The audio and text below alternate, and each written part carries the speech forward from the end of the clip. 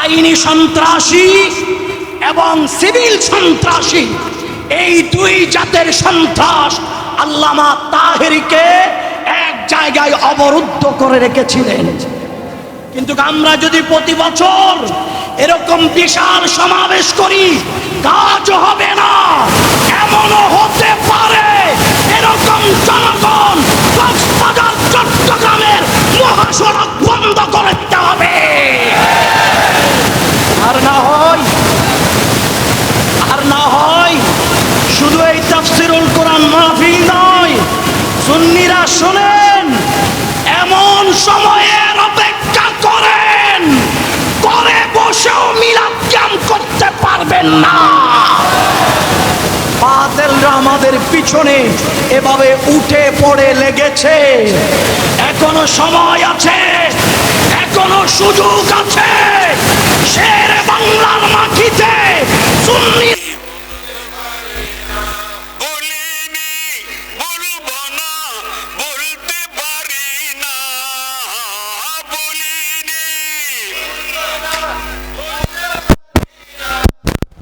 সব বলিব, কিন্তু তোমায়, তোমার বুকে আমার নবীর কদম পড়েছে, তোমার বুকে জিবরিল আমিন সদাই এসেছে। আদম বলে কেমন করে যাব মদিনা, আদম বলে সব বলিব, সোনার মদিনা আমার পানির, সব বলিব। জান্নাতের বাগানে তোমায় নবী বলেছেন, হকে শেখার অধিকারী তোমায় করেছেন। ওয়ার্কশপ শয়তানের যখন কাজ থাকে না, হয়ে যায়, অলস হয়ে যায়, তখন শয়তান নানা রকমের কুমন্ত্রণা তার ব্রেনে দেয়। এর বিরুদ্ধে, এর বিরুদ্ধে, এর বিরুদ্ধে, এর বিরুদ্ধে ঐক্য তখন লণ্ডভণ্ড হয়ে যায়। তাহলে দুটা কাজ, একটা ঐক্য হতে হবে, অন্যদিকে জনগণের সামনে, 18 কোটি মানুষের সামনে আমাদেরকে পজিটিভ কর্মসূচি যাদের সামনে পেয়ে, কি বলেন ঠিক কিনা?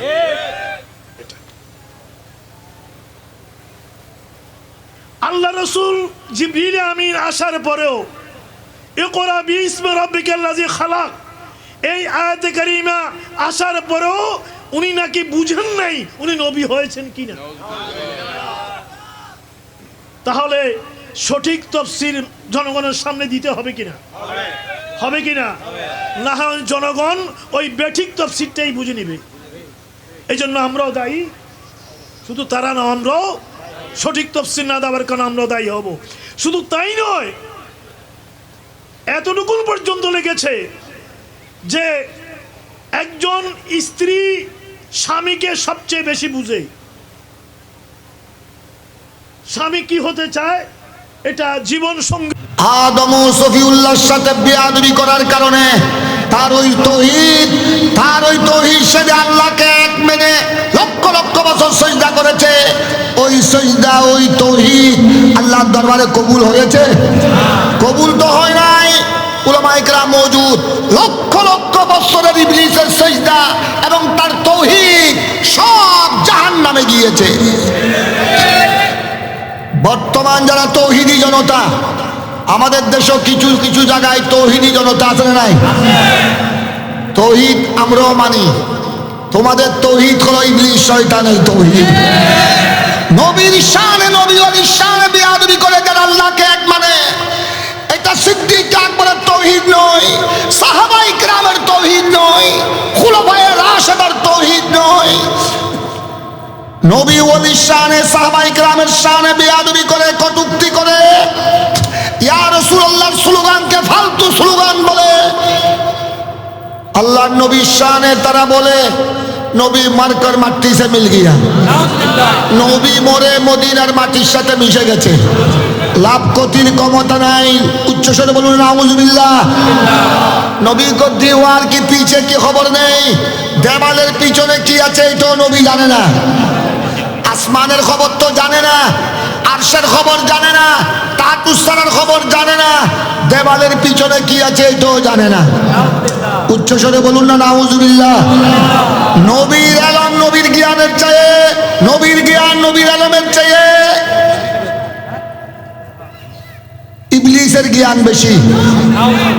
উচ্চস্বরে বলুন না নাউজুবিল্লাহ।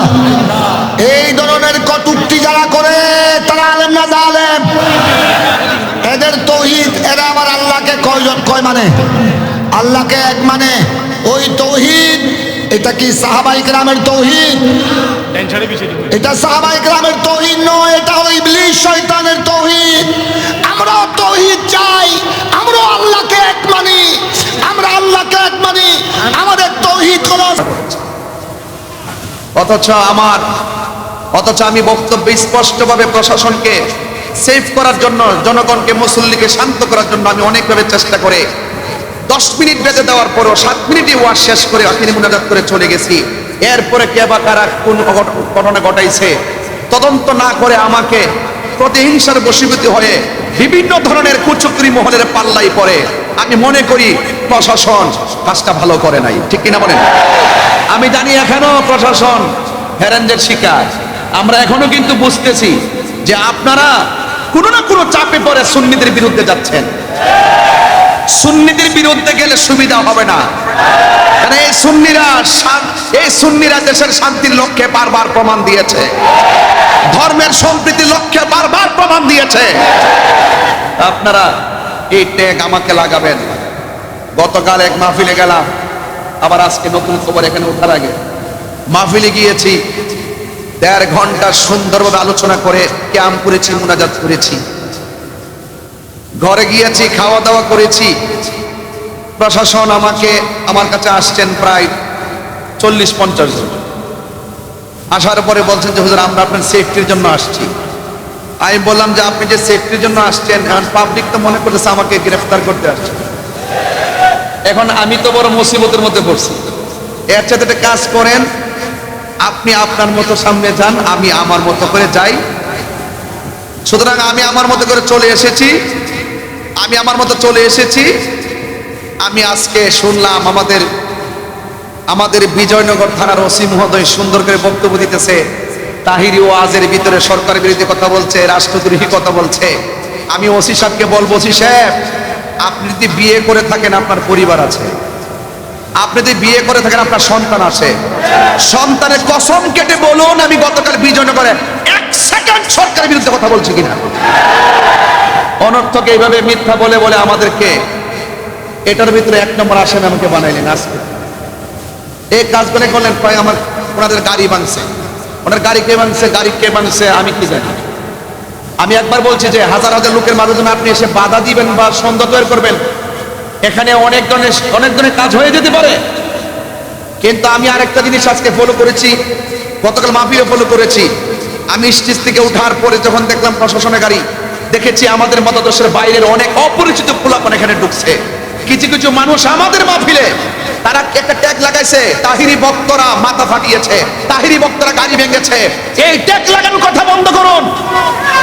একটা মাহফিলে শুধুমাত্র তাহিরি ভক্তই থাকে না, এই মাহফিলে অনেক শত্রু আছে, ওরা ওয়াকারেস গটিয়ে সুন্নিদেরকে বিপদে ফেলতে চায়।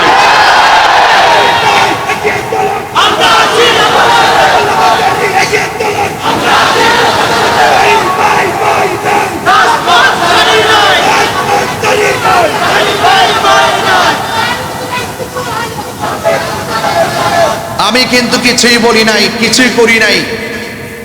আমাকে দেয়, আমি উস্কানি দেয়। আসলে তাহিরুজের উস্কানি দেয় না, তাহিরুজের বাস্তব কথাগুলো বলে। ধন্যবাদ জানায় চট্টগ্রামের আপামর সুন্নি জনতাকে যে আমি একজন নগণ্য, আমার চট্টগ্রামের মানুষ দীর্ঘদিন ধরে দেখে আসতেছে মাজারে আক্রমণ হচ্ছে, কোনো ধরনের প্রোটেকশন নাই, বিভিন্ন খানকায় আগুন ধরিয়ে দেওয়া হচ্ছে, কোনো ধরনের প্রোটেকশন নাই। প্রাতিষ্ঠানিকভাবে সুন্নিদের প্রতিষ্ঠানকে দখল করার তাণ্ডব লীলা চলছে। প্রশাসনের কোনো নজরদারি নাই। শুধুমাত্র তাই নয়, আবার আমাদের মসজিদের ইমামগুলোকে খটিয়ে সেখানে দখলদারিত্ব চলছে। কোনো ধরনের প্রোটেকশন নাই। প্রত্যেকটা বিষয়ের ক্ষেত্রে যখন সুন্নিরা রুখে দাঁড়িয়েছে, তারা যখন পালিয়ে গিয়েছে, এক শ্রেণীর মানুষ এখন আমাদেরকে হামলা মামলার মাধ্যমে ব্যক্তিগত অ্যাটাক শুরু করেছে। কথা বলেন ঠিক কিনা? আজকে সারাদিন আমাদের চট্টগ্রামের আপামর সুন্নি জনতা যেইভাবে মাঠে প্রতিবাদ করেছেন, আমার অন্তরস্থল থেকে, হৃদয়ের গভীর থেকে আমি অনেক শ্রদ্ধা জানাই, অনেক ভালোবাসা জানাই। আপনারা যৌক্তিক দাবি করেছেন, আপনারা যৌক্তিক দাবিতে মাঠে প্রতিবাদ করেছেন, কারণ এই দেশটা কাহারো কাছে লিজ দেওয়া হয় নাই। এই দেশটা সবার। কথা বলেন ঠিক কিনা বলেন? এই জন্য ভাইয়ের আমার, আমি প্রথমে এই কথাগুলো বলছি। ইনশাল্লাহ আমার উপরে মামলা হয়েছে, হয়তোবা আমার জেল হবে।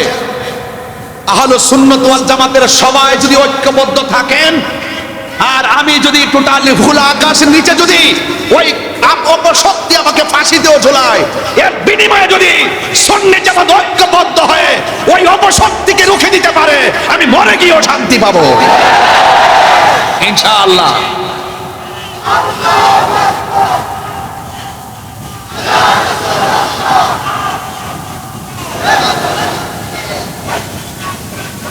ভাইয়ের আমার, সবাই জবান খুলে বলুন, আমরা সবাই ঐক্যবদ্ধ থাকতে চাই কি চাই না? ইনশাআল্লাহ, ইনশাআল্লাহ আপনারা সবাই ঐক্যবদ্ধ থাকবেন। মিথ্যার পরাজয় নিশ্চিত। কথা কোন ঠিক কিনা? সত্যের বিজয় সেটাও নিশ্চিত। যা আল হক ওয়া সাহাকাল বাতিল ইন্নাল বাতিলা কানা সাহুকা। সত্য সমাগত, আপনারা চিন্তিত হবেন না। ওয়ালা তাহিনু ওয়ালা তাহজানু ওয়া আনতুমুল আ'লাউনা ইন কুনতুম মুমিনিন। নিরাশ হয় না, হতাশ হয় না, বিজয়ী তোমারই হবে যদি তুমি মুমিন হতে পারো। কথা বলেন ঠিক কিনা? আরো বড় করে বলেন ঠিক কিনা বলেন। আমাকে ওই আজকে কি বলছে, কয় আমি নাকি পালিয়ে গেছি। আমাকে আমার ডান দিক দিয়ে পুলিশ প্রশাসন ব্যারিকেড দিছে, বাম দিক দিয়ে ব্যারিকেড দিছে, সবাই আসছে আমাকে মানে আমাকে এখানে হয়তো নিতে আসছে, ধরতে আসছে, গ্রেফতার করে যাই করতে আসছে।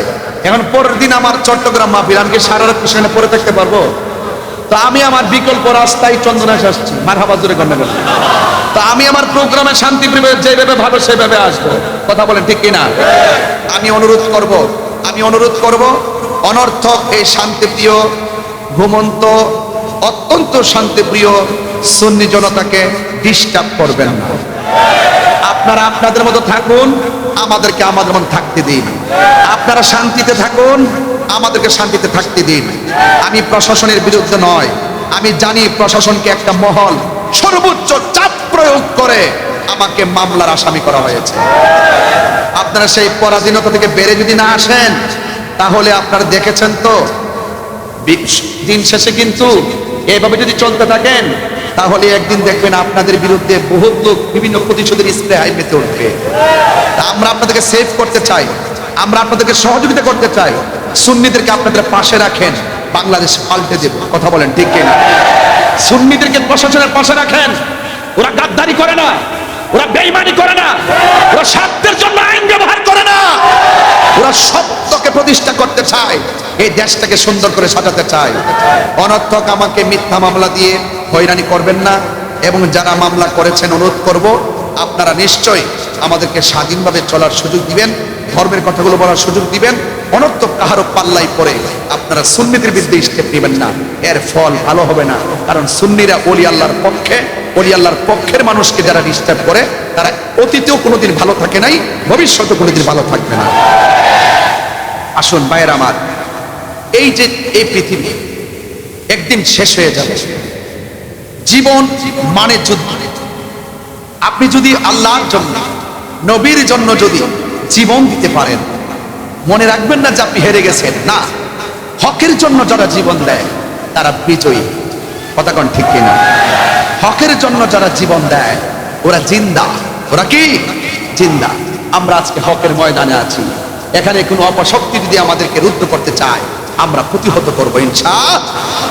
কারণ আল্লাহ রাব্বুল আলামিন কোরআনুল কারীমের মধ্যে বলে দিয়েছেন, ইয়া আইয়ুহাল্লাযীনা আমানু দুখুলু ফিস সিলমি কাফা, হে ঈমানদারগণ তোমরা ইসলামের মধ্যে প্রবেশ করো পরিপূর্ণভাবে। আমার সমাজের মাঝে কিছু অনেক মুসলমান, নামদারি অনেক মুসলমান রয়েছে যারা হক কথা বলে না, সময়ে সময় ইসলামটাকে স্বার্থের জন্য ব্যবহার করে। আমরা স্বার্থের জন্য ইসলাম ব্যবহার করি না, ইহকাল আর পরকালীন মঙ্গলের জন্য আমরা ইসলামকে ব্যবহার করি। কথা বলেন ঠিক কিনা বলেন? আমার ভাইয়েরা, অনুরোধ করে বলবো, আসুন একটু সামনে বাড়ি। আল্লাহ রাব্বুল আলামিন কোরআনের মধ্যে বলছেন, আল্লাহর পথে যারা জীবন দেয় ওরা মরা না, ওরা জিন্দা। ওরা কি? জিন্দা। এটা কি মোল্লার কালাম না আল্লাহর কালাম? আল্লাহ রাব্বুল আলামিন বলেন, وَلَا تَقُولُوا لِمَنْ يُقْتَلُ فِي سَبِيلِ اللَّهِ أَمْوَاتٌ بَلْ أَحْيَاءٌ وَلَكِنْ لَا تَشْعُرُونَ। আল্লাহ রাব্বুল আলামিন বলেন, যারা আমি আল্লাহর পথে জীবন দেয়, যারা আমি আল্লাহর রাস্তায় জীবন দেয়, ওদেরকে মৃত বলিও না, ওরা হইল জিন্দা। এরা যে কিভাবে জিন্দা এটাই কোনো মানুষ বুঝবে না, কেউ অনুধাবন করতে পারবে না। আল্লাহ বলেছেন জিন্দা, এটা মেনে নেওয়ার নামই হলো ঈমান। ঠিক কিনা? আরেক জায়গায় আমার আল্লাহ বলছেন, ওয়ালা تحسبن الذين قتلوا في سبيل الله أمواتا بل أحياء عند ربهم يرزقون।